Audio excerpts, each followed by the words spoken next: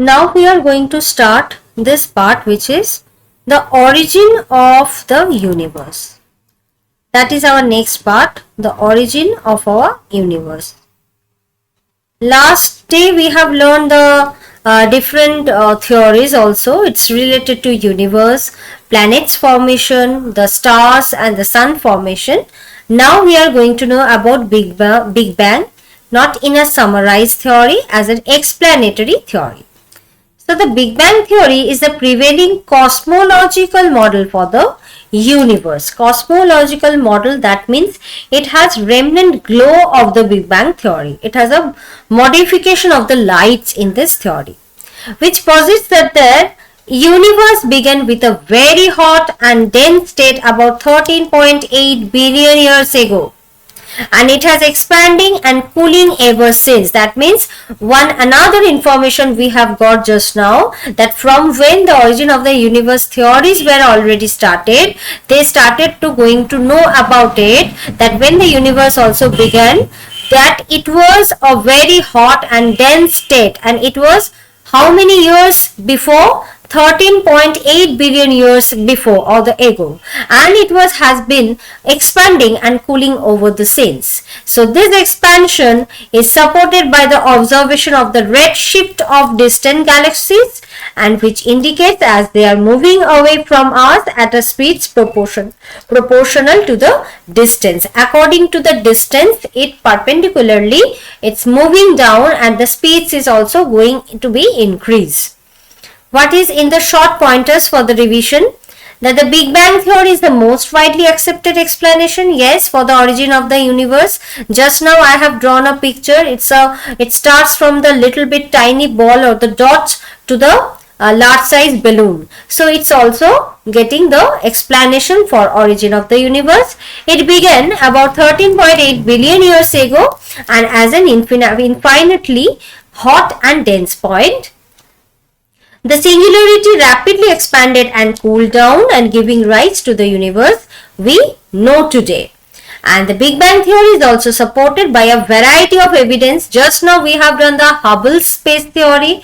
So this is another theory which includes the cosmic microwave background radiation, which is very important line from this paragraph. Cosmic microwave background radiation and the abundance of light, that means the adequacy of the light elements in the universe, and the redshift of distant galaxies. So cosmic microwave background radiation, what it is a faint remnant glow of the Big Bang, and it's a false color image which covers about 2.5% of the sky, which shows the fluctuations in the ionized gas that later condensed to make the speculators of the galaxies. Okay, so come to the next part, real life case study. What is written over there? The cosmic microwave background, which is called CMB radiation, in short, which is called CMB radiation.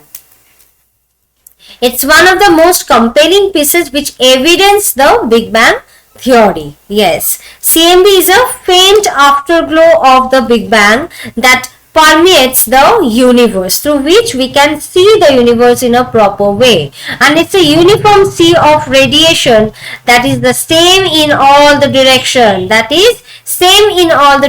so the uniformity is a strong indication that the universe began in a hot and dense state.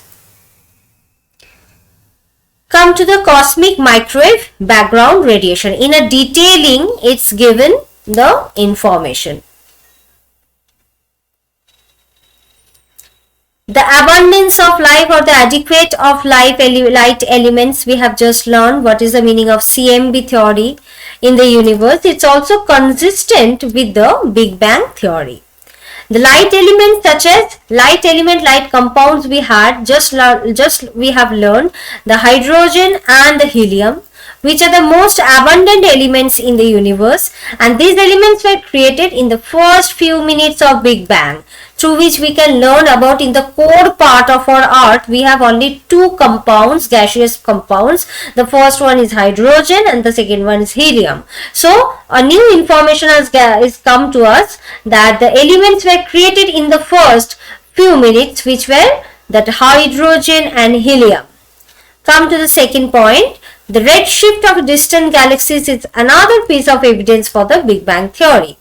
Distant galaxies, yes, for the Big Bang theory we have learned that the galaxies are expanding a lot and the distance between galaxies are coming increased. So distant galaxies are receding from us at a speed that are proportional to the distance. According to the increasing distance, their speeds are also increasing. So this is because the universe is expanding.